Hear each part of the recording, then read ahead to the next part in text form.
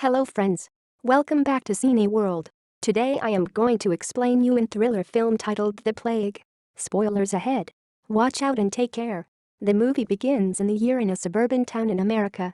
A father, David Rayner, is yelling at his 8-year-old son Jake to wake up because he is late for school. When Jake doesn't answer, David goes to check on him and comes across a troubling sight. Jake has stopped moving and is secreting fists from his mouth.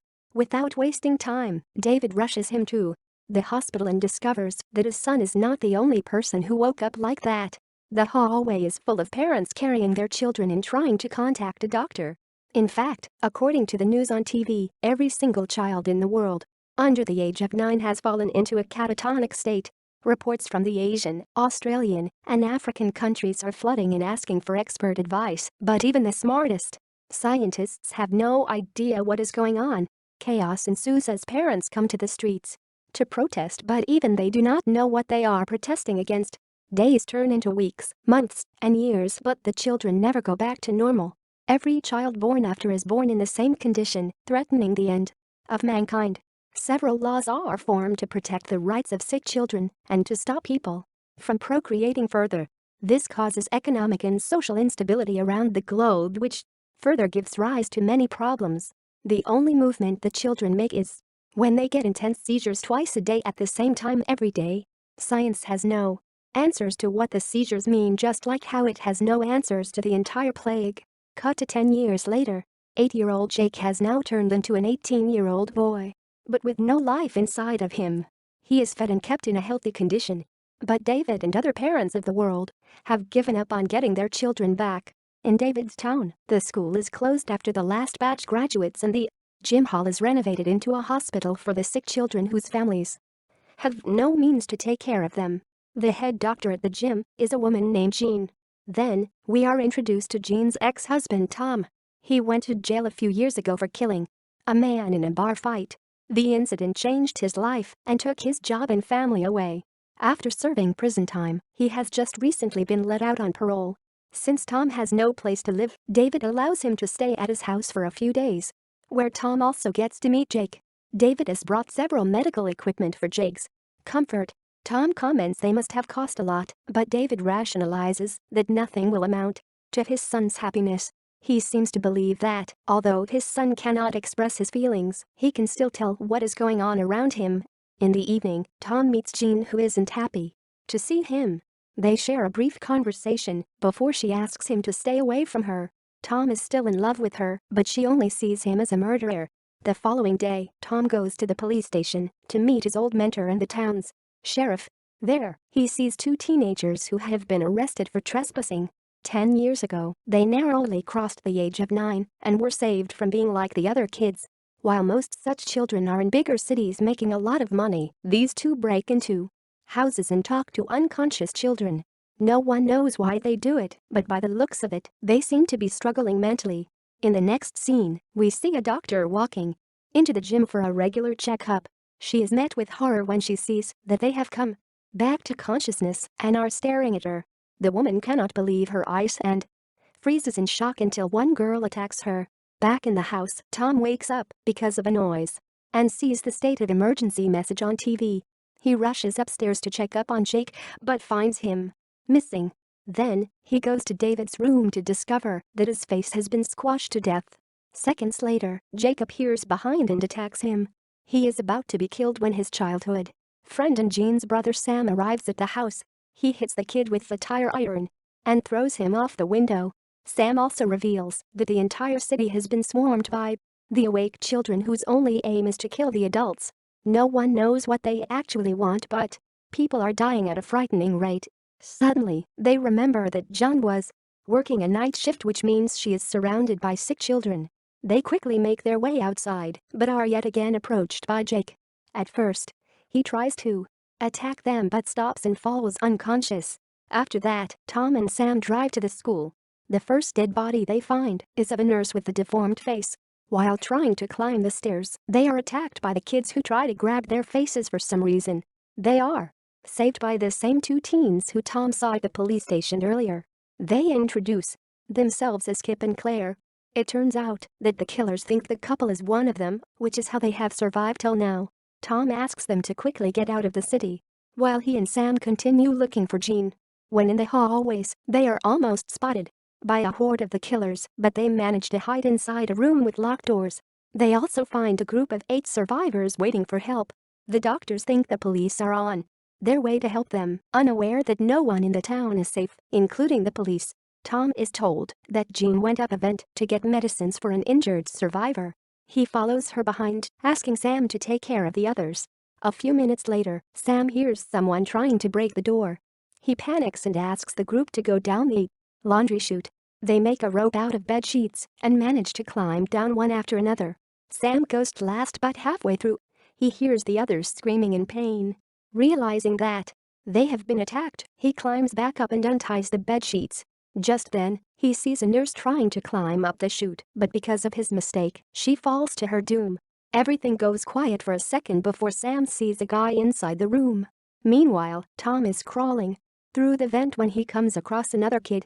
He is about to be attacked, but Jean arrives at the right time to save him. They both come out of the vents, deciding to return to the others.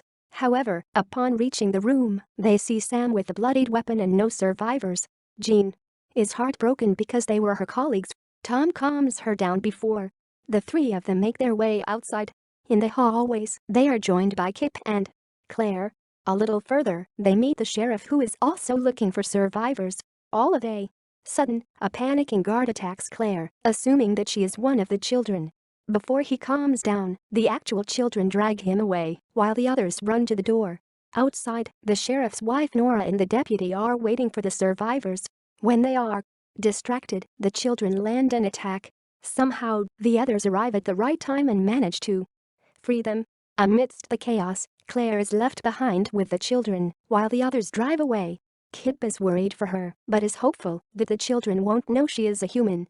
The group stops in the church, where Jean takes care of Sam's injured leg. He yells in pain for several minutes before she finally gives him drugs to make him sleep. While everyone stays in a safe room, Tom goes around the church to check if there are any more children. While inspecting the chapel, he is attacked by a girl. The sheriff runs to see what's up and is shocked because the girl is his daughter. His wife Nora weakens at the sight of her girl in such a condition. Instead of killing her, they decide to tie her hands to the railings. Somewhere else, Kip finds a pastor's journal where he has written interesting things about his dreams. A few hours later, they see the pastor outside being swarmed by the children. They hold him to the ground while a kid touches his face and kills him. Before dying, the pastor says that he is not yet ready, disclosing that he knows something the others don't. Kip then shows the journal to Tom and asks him to read the last entry. In it, the pastor has predicted his death, saying that his soul was taken by children through his face. He has also written a line that roughly translates to the children give what they receive. They are not able to depict what it means, but Tom keeps the page just in case they need it in the future. Meanwhile, Nora sees her daughter tearing up and believes that she has turned into her normal self. She quickly unties her hands, only to be attacked and killed brutally. When the sheriff arrives at the scene, his heart drops. Before his daughter can do more harm, he shoots her dead and commits the unthinkable. In the morning, we see that Claire is still alive. She goes to her house and finds her mother's dead body in the bathtub, with her face crushed. In the meantime, the group finds out about an army base near their town, which is their only hope for survival. They pack up all the necessary stuff and go outside, but come across a broken car. It turns out that the children are getting smarter by the hour and have learned to disable the engine in cars. They have done the same to every car in the neighborhood, so Tom has to think of another way to escape. He then remembers that David had a car inside his garage which could still be working. Since Sam cannot walk, he and the deputy stay at the church while the other 3 go out to David's house.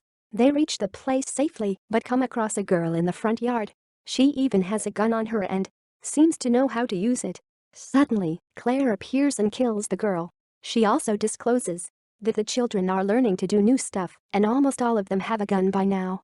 Back in the church, a horde of children attacks Sam and the deputy. A while later, the rest of the group arrives to their dead bodies.